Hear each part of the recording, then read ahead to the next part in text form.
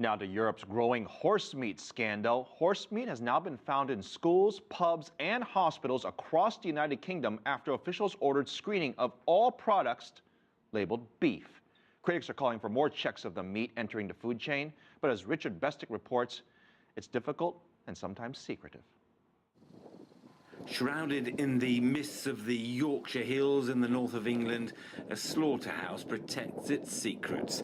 Shut down by Britain's Food Standards Agency after investigators alleged horse carcasses were used to make products labelled as beef.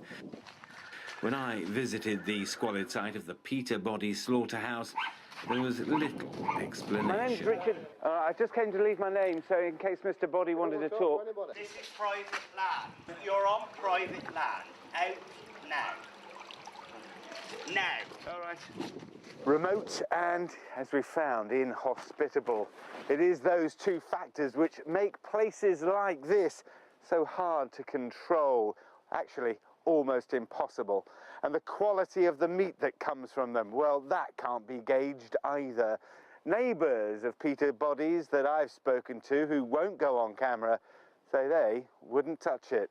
And you can possibly see why, this area looking more like a junkyard than a place for the production of food for human consumption. You're back again. Going back. Where have you been? Some neighbours complained to me of Peterbody's methods, of blood running down the roads.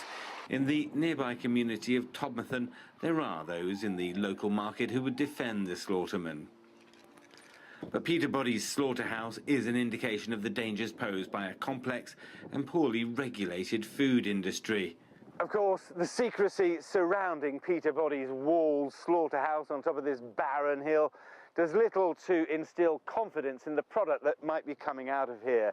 Leave the last word to Britain's Food Standards Agency, which says horsemeat is coming out of there, it is getting into the food chain, and it is, some of it, dressed up as beef.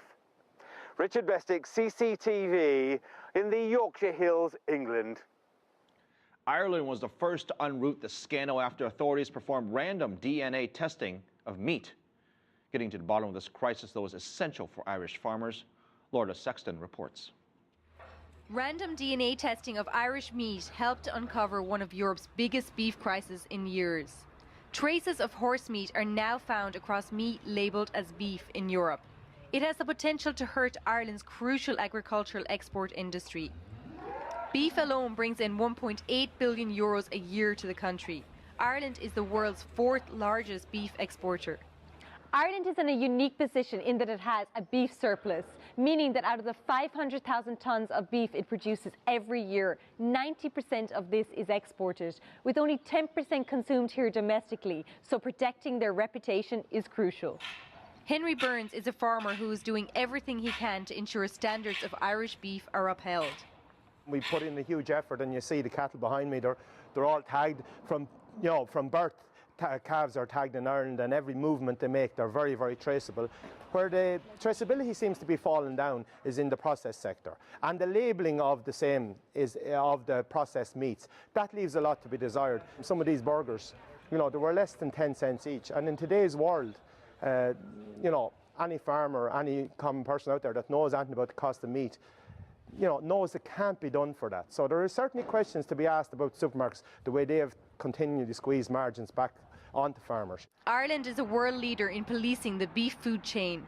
The Food Safety Authority of Ireland is the only authority in Europe that uses DNA testing to monitor authentication of food. A DNA testing scheme that is now taking place across Europe. We would look in Ireland as this as a very positive news story coming from Ireland.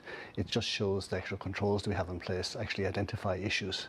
So we're always adapting the controls, thinking on our feet in the context of what risks there might be out there, and looking to sort of ensure that consumers are getting what they're looking for.